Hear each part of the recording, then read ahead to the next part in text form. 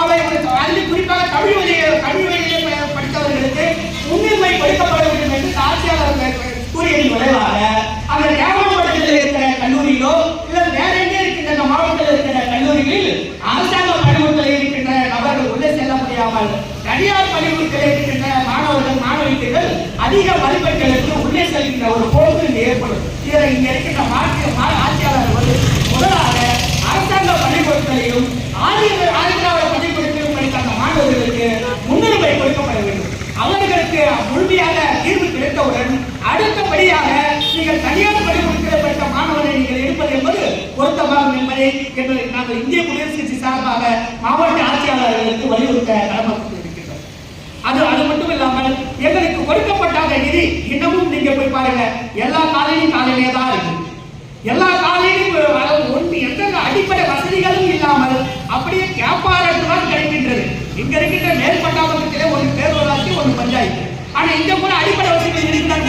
ஏதோ பேருக்கு ஒரு சிமெண்ட் சாலை போட்டுருக்கோம், இங்கே கூட அடிப்படை வசதிகள் இல்லாமல் தான் இருக்கின்றது. இங்க இருக்கின்ற எங்களுக்கு ஒதுக்கப்பட்ட நிதியை முழுமையாக எங்களுடைய அதாவது கட்டுமானத்திற்கு படிப்பிற்கு எங்களுடைய தேவைகளுக்கு இந்த அரசாங்கம் முழுமையாக செலவு செய்யப்பட வேண்டும்.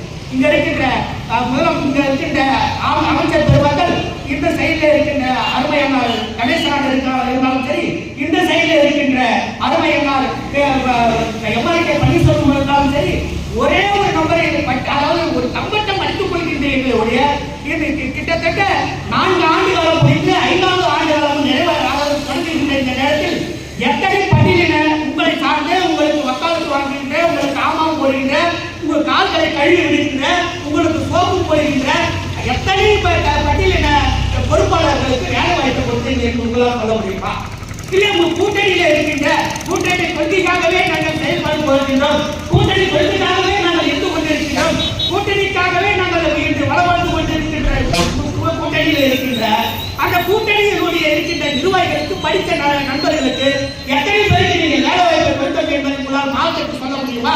ஆனால் தேர்தல் வருகின்றது. தேர்தலிலே நாம் எல்லாம் ஒட்டுமொத்தமாக பிஜேபியை வீழ்த்த வேண்டும், நம்ம ஒட்டுமொத்தமாக இந்த பிஜேபிக்கு ஒரு முட்டுக்கட்டை போட வேண்டும் என்று பிஜேபியை நாம் இந்திய குடியரசு கட்சி எப்போதுமே வண்டியை கணிக்கின்ற கட்சி. எங்களுடைய போட்டுதலுடைய டாக்டர் சேகு தமிழர் அவர்கள் பிஜேபி அதாவது அந்த அரசு மதவாத ஆட்சியை நாங்கள் வண்டியை கண்டிக்கின்ற ஒரு இயக்கம், எந்த ஒரு இயக்கம் கூட தடமாறி சென்றுவிடும். ஆனால் இந்திய குடியரசு இதுவரைக்கும் அதாவது நாங்கள் ஆட்சியில் இருந்தாலும் சரி, ஆட்சியிலே இல்லை என்றாலும் சரி, நகரமன்ற தலைவராக இருந்தாலும் சரி, நகரமன்ற தலைவர் இல்லை என்றாலும் சரி, ஒன்றிய தலைவராக இருந்தாலும் சரி, ஒன்றிய தலைவர் இல்லை என்றாலும் சரி, ஆனால் எங்களுடைய தலைவர் போட்டுத்தலுடைய டாக்டர் சேகு தமிழன் மதவாதத்தை எதிர்க்கின்றவர்.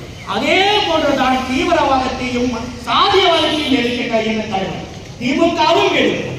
திமுக எங்களுக்கு கெடுதல் நினைக்குமே என்றால் நிச்சயமாக திமுகவை வருகின்ற சட்டமன்ற தேர்தலை வீட்டுக்கு அனுப்புகின்ற ஒரு போக்கு இங்கு நடைபெறும்.